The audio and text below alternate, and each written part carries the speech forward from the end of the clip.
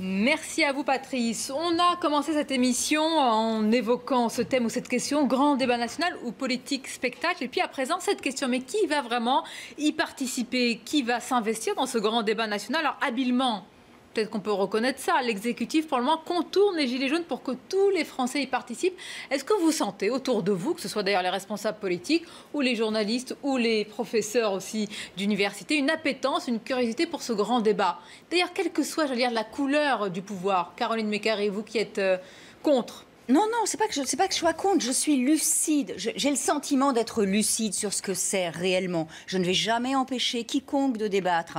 Maintenant, si je devais apporter une pierre au débat, allons-y. Alors moi, j'aurais envie de parler de la réforme de la justice qui est actuellement discutée au Parlement contre l'avis de tous les professionnels du droit et qui est une réforme qui, en fait, va limiter l'accès des justiciables, c'est-à-dire de tous les citoyens français à la justice. Voilà, j'ai envie de leur dire que si cette réforme, elle passe, quand ils voudront déposer une plainte pour moins de 5 000 € de litige, ils devront passer par une plateforme Internet. Et tout le monde sait combien on a envie de s'arracher les cheveux. C'est important. Bien sûr que c'est important. Le fait que, vous voyez, le président de la République nous dit qu'il doit être proche des Français. Et dans le même temps, qu'est-ce qui vient de se passer? Les TGI et les tribunaux d'instance ont fusionné. Il n'y a plus de tribunaux d'instance, c'est-à-dire ces juridictions de proximité. Sarah, donc voilà, on est vraiment dans de la duplicité pour moi. Maître Mécaré a raison.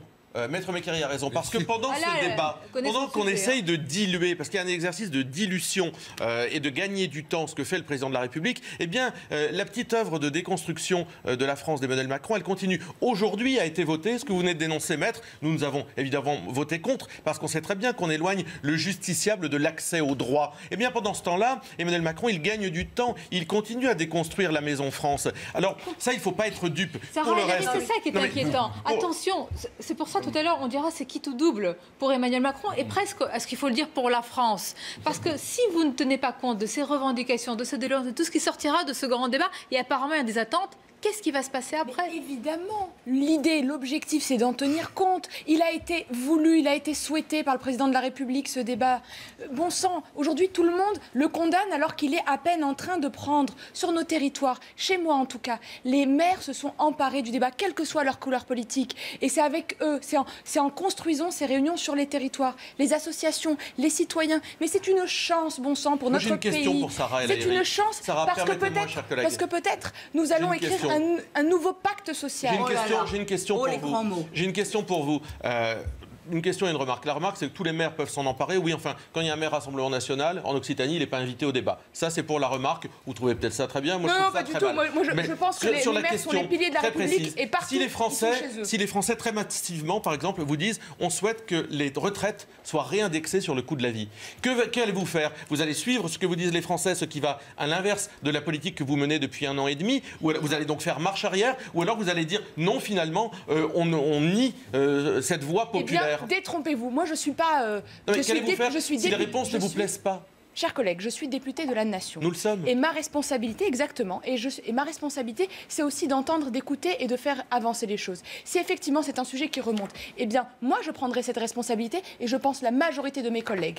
Ce qui veut dire oui, poser le débat à l'Assemblée, oui, revenir peut-être. Oui, vous reviendrez sur la politique. Mais oui, c'est ce qu'elle vous dit. Bien sûr. Mais si vous revenez sur cette politique, et je l'espère dans tous les domaines, alors vous nous trouverez là. Attendez de voir ce qui va sortir du grand débat d'abord.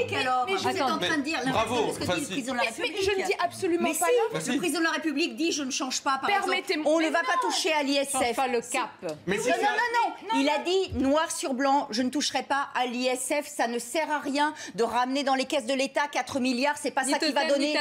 C'est pas ça qui va donner de l'argent aux gilets jaunes. Donc ah bah oui. Mais si c'est en marche arrière, on sera là pour vous aider. Alors. Jean Lassalle, est-ce qu'on met un peu de calme sur ce plateau? On laisse non. Non mais là, c'est normal. Moi je rigole. Attendez, c'est des éléments de langage. Enfin, pas du tout. Allez, arrêtez. Trouvez les mots. Trouvez au moins vos mots. Mais c'est les miens parce que moi je suis. Attendez, mesdames. Responsabilité. Vous allez déposer un projet de loi vous toute seule, oui. Eh bien, vous savez, oui, madame, vous allez le faire. Oui, bien sûr, c'est possible. Bien sûr, c'est possible. Eh bien, alors, ne condamnez pas. Allez au bout du débat. On va aller jusqu'au bout, madame. Et on va Caroline expliquer aux téléspectateurs que si vous, en tant que député, vous déposez un projet de loi toute une seule... proposition, vous devriez le savoir. C'est honteux qu'une avocate ne connaisse pas la différence entre une proposition et un projet de loi. François, s'il vous plaît, pas de leçon. Un député sur 577 députés. Eh ben, on va aller loin comme ça. Mais attendez, peut-être qu'il y aura un mouvement. Mais oui. J'ai déjà déposé une proposition de loi. Oui. Elle a été votée à l'unanimité de la commission des lois. Mais attendez, les mouvements Caroline Mécari, vous ne pouvez pas dire ça ne va pas changer. Quand il y a un député à côté de vous qui dit moi je vais essayer de faire changer les choses, vous vous moquez de lui. Je la trouve très naïve, c'est tout. Voilà. Mais pas du tout. Moi j'y crois. Je veux que la France réussisse. C'est ça, vous avez la foi. Donc mais vous êtes comme attendez, religieux. Alors, oui. moi, j'avais commencé en disant, est-ce que vous vous souvenez de ma question, oui. autour de vous pour participer à ce débat? Moi, je dois dire très franchement, aucune. Et pourtant, j'ai essayé. Heureusement que vous êtes franc. Voilà, je n'en ai trouvé aucune. Moi, j'entends des préfets dire, nous passons des dizaines de coups de fil pour attraper des maires, ils disent comme ça, qui veuillent bien y aller. Alors, il y en a quelques-uns qui y vont spontanément. Mais ensuite, il faut finir de remplir la salle. C'est peut-être d'ailleurs la raison pour laquelle on a enlevé les caméras de télévision. Ensuite, deuxièmement, la politique. Mais c'est un art. Et c'est pas avec une écoute simple et puis après des mesures que je ne vois d'ailleurs pas très bien prendre, puisque M. Macron n'arrête pas de dire « je ne bougerai pas d'un iota ». Et il ne bouge pas. C'est pour ça que moi, je me suis permis 2 conseils en démarrant. 2 symboles. La politique, c'est un idéal et des symboles. Le vote blanc d'un côté, je n'ai pas été très bien compris, et on abroge la loi NOTRe pour redonner vie aux maires. Sinon, qu'est-ce qui va se passer? Vous parliez vous avez été compris sur le vote blanc. Juste, je vous dis, c'est Émilie qui vous dit sur les réseaux sociaux. Merci Jean Lassalle pour votre mot sur le vote blanc. Important pour moi qu'il soit reconnu. Oui, officiellement. Ouais. Oui. Elle me dit d'ailleurs, oui, Madame Mabrouk, le vote blanc n'est pas le principal, puisque je vous ai interpellé, mais je vous rappelle que le plus important pour le peuple est le pouvoir d'achat, et ça ne figure nullement aussi au grand débat national. C'est-à-dire, j'ai conscience du fait que ce n'est pas le plus important, pardon. Attendez, je n'ai pas dit, attendez, vous m'avez posé une question, attendez, j'ai répondu, parce que c'est 2 symboles. Oui. Et j'en ai ajouté un 3e avec le référendum. Mais nous parlions ensuite de M. Wauquiez, et demain ça se passe, M. Wauquiez, nous l'avons entendu. Mais il faut voir ce qui se joue. Si M. le Président ne réussit pas, et j'ai dit tout à l'heure que moi, je souhaite qu'il joue, mais qu'est-ce qui va se passer? M. le Premier ministre va refaire le coup de M. Chirac à M. Giscard d'Estaing, souvenez-vous, en 1976. Oui. Et il va se mettre en marge. Et à ce moment-là, M. le Président n'aura pas beaucoup de marge de manœuvre. S'il ne sait pas faire maintenant ce qu'il faut, c'est ce qui lui pas au nez. Vous dites que le moment est important. C'est un moment de vérité pour son quinquennat. Et M. Wauquiez, qui n'arrive pas à prendre le dessus sur Pécresse et consorts, va se retrouver avec l'ancien Premier ministre dans les pattes. Et vous savez que la dernière fois, ça n'a pris que 2 ans. Donc, attention, il faut réussir maintenant et essayer d'écouter mes conseils, par vous, hein, Monsieur le Président de la République, parce que voilà, c'est de l'empathie. Ce peuple a été oublié, ce peuple a été meurtri par autant comment je dirais, d'impassibilité devant lui. C'était comme un chien, le peuple. Mais c'est pas sous Macron, c'est il y a 30 ans. Et en plus, nous lui avons menti autant que nous avons pu, comme des arracheurs de dents. On n'a rien dit sur la dette, rien dit sur la manière dont on construisait l'Europe depuis le charbon et l'acier. Voilà, on a eu 1000 pages pour le fameux Maastricht. Et on a réussi à voter contre le peuple français qui lui avait voté contre. Non, c'est 1992. C'est 92. 92 et 2005, le fait de ne pas respecter le résultat d'un référendum. Elles sont là, les ruptures avec le peuple de France. Arnaud Benedetti. Non, mais juste un point. Ce qui me paraît important, c'est qu'en effet, aujourd'hui, ce débat est perçu par une grande partie de l'opinion comme un débat qui ne va pas traiter les problèmes dans le fond. Et finalement, c'est extrêmement difficile parce que Emmanuel Macron est confronté à une vraie question, c'est qu'il ne veut pas changer de politique économique. Il l'a clairement dit dans la lettre qu'il a envoyée aux Français, qui est plus une lettre de cadrage qu'une offre de débat, parce qu'on voit bien que quand même, dans la lettre qu'il envoie, il y a des périmètres et des frontières qu'il ne souhaite pas voir transgresser, notamment sur la politique économique et sociale. C'est une réalité, encore une fois, quand la question européenne est absente quasiment de la lettre qu'il envoie aux Français, on a quand même un enjeu qui est matriciel et qui détermine beaucoup de choses. Donc le problème pour lui, aujourd'hui, c'est que ne voulant pas changer de politique économique, il va essayer d'ouvrir un front sur la question institutionnelle. Mais même sur la question institutionnelle, il est limité. Parce que sur la question institutionnelle, finalement, les questions qu'il pose sont des questions qui traitent, j'allais dire, à la marge le vrai problème des institutions. Aujourd'hui, sur la question institutionnelle, il a deux solutions. La première solution, c'est la solution qu'adoptent en général un certain nombre de présidents de la République quand ils sont confrontés à des crises majeures. C'était le général de Gaulle en 68, ou c'était même à la limite Jacques Chirac en 1997. Eh bien, il décide de retourner vers les urnes. C'est une solution qui s'inscrit dans les purs institutionnels de la Ve République. On va tout simplement dissoudre l'Assemblée nationale et on retourne aux électeurs. Il ne fera pas ça apparemment pour l'instant, en tout cas. La deuxième solution, alors qui est une solution qui, à mon sens, est la solution qui serait peut-être la plus à la hauteur de la crise que nous vivons, c'est de dire finalement le système institutionnel dans lequel nous vivons, c'est-à-dire la Ve République, n'est peut-être plus adapté à la situation sociale, politique du pays. Est-ce qu'il est prêt à franchir ce pas, c'est-à-dire finalement à réfléchir véritablement à un changement de régime? Ça, apparemment, il ne l'est pas. Donc, qu'est-ce qu'il lui reste? Il lui reste la troisième solution, qui est la solution communicante. La solution communicante, c'est d'organiser un débat. C'est pas un gros mot, hein, mais en fait, la solution communicante, c'est quoi? Il entreprend une démarche d'information sur sa politique, fondamentalement. Donc c'est une campagne. C'est la campagne. Le problème qui se pose, le dernier problème, c'est qu'on est dans une campagne, mais on ne voit pas l'issue politique pour l'instant de cette campagne. C'est-à-dire qu'à l'horizon, on ne voit pas quel est l'outil politique qu'il va utiliser pour sortir de la crise. Et on comprend bien, il gagne du temps jusqu'aux européennes, parce qu'il imagine bien qu'aux européennes, il sera peut-être en tête en sortant de l'élection européenne, et que tout ça se tassera. Moi, je crois qu'il fait une erreur d'analyse, parce que sur le fond, les fractures sociologiques sont très profondes, et qu'on n'arrête pas une crise avec, disons, de la rustine. Attention, je suis tout à fait d'accord. Le danger, et vous répondez juste après. Et effectivement, grave. Et je ne pense pas, et je ne crois pas foncièrement que ce soit l'analyse. Moi, je pense foncièrement que c'est un vrai moment d'échange et que ce moment devra aboutir. Est-ce qu'on vous a dit comment ça va se passer après? Exemple, vous avez une somme de revendications de doléances. Comment, de cette somme-là, vous la transformez en un projet ou en une politique, alors que vous en avez déjà une, qu'on le veuille ou pas? Moi, je pense et je plaide pour un référendum, quelque chose qui puisse aboutir, qui puisse faire avancer. Mais il y a aussi la responsabilité de chaque élu. Je veux dire, c'est facile de tout essayer de faire remonter au président de la République.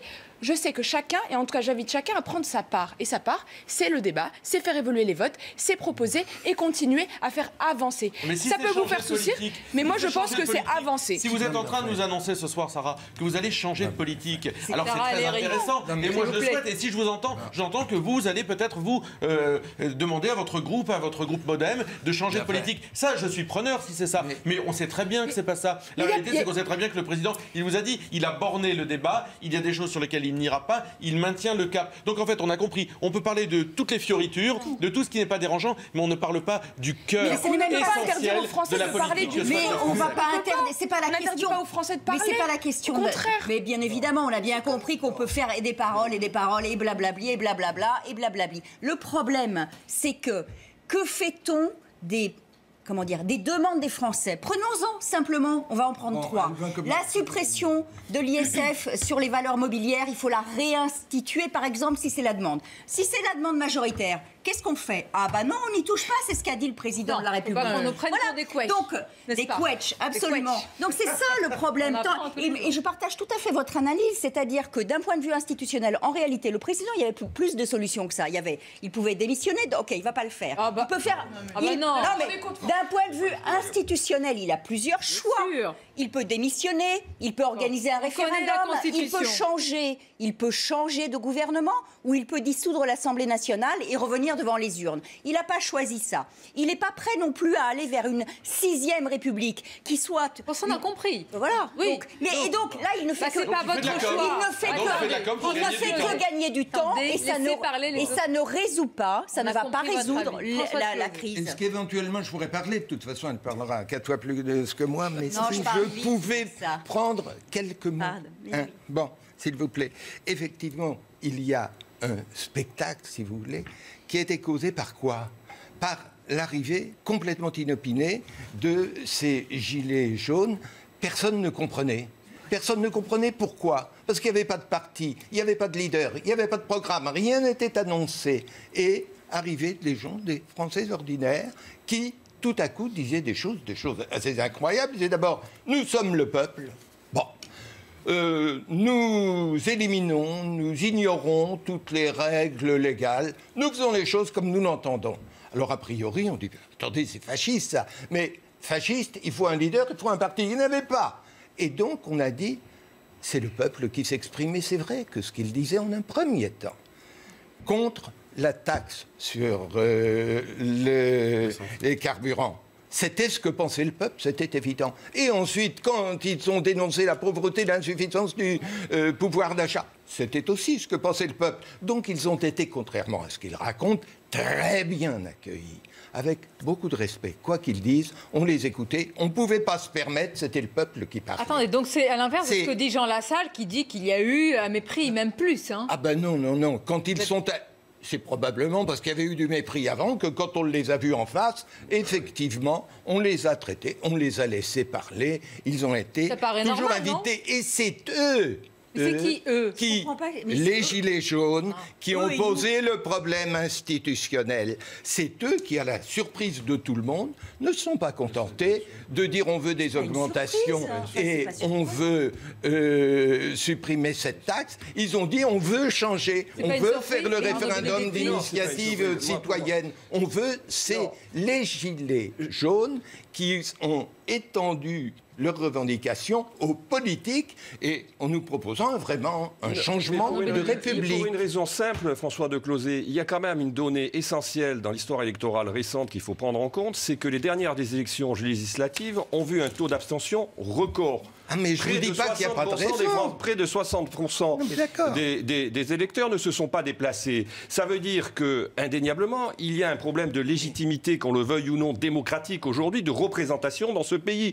Et la crise de la représentation, je vous l'accorde, elle ne date pas d'Emmanuel Macron, elle est très ancienne, elle date de 20 ou 30 ans. Mais il y a des raisons. Et les gilets jaunes ne sont qu'une expression d'une forme aujourd'hui de sentiment où une majorité de Français, c'est le cas, ne se trouve pas représentés. Et donc cette crise de la représentation, elle porte quelque part le mouvement des gilets jaunes. Mais je suis entièrement d'accord avec vous. Je n'ai pas dit du tout que c'était artificiel. Et je pense que c'est salutaire pour la République, car comme vous le dites, actuellement, la République est en train de découvrir que la démocratie représentative ne marche plus parce que le peuple ne se sent plus représenté et qu'il y a une remontée de la démocratie directe avec beaucoup de risques. Le débat se poursuit, on a du temps. Je vais vous remercier, Caroline Mécari, Sébastien Chenu d'avoir été nos invités. On va accueillir justement une gilet jaune, c'est l'une des figures emblématiques, c'est Priscilla Ludowski, qui a été à l'origine de la fameuse pétition justement contre les taxes. Ça sera intéressant, l'échange également, et quelle suite au mouvement. Merci d'avoir apporté vos contributions toujours aussi passionnées dans ce débat, et à bientôt. Merci à vous, restez avec nous évidemment sur CNews. On revient dans une poignée de minutes avec, Jean Lassalle, qu'est-ce qui se passe ? Et inspiré, je veux dire passionné et inspiré. Merci, à tout de suite, à tout de suite. N'oubliez pas de faire l'articulation entre l'économie et la politique. Non, non.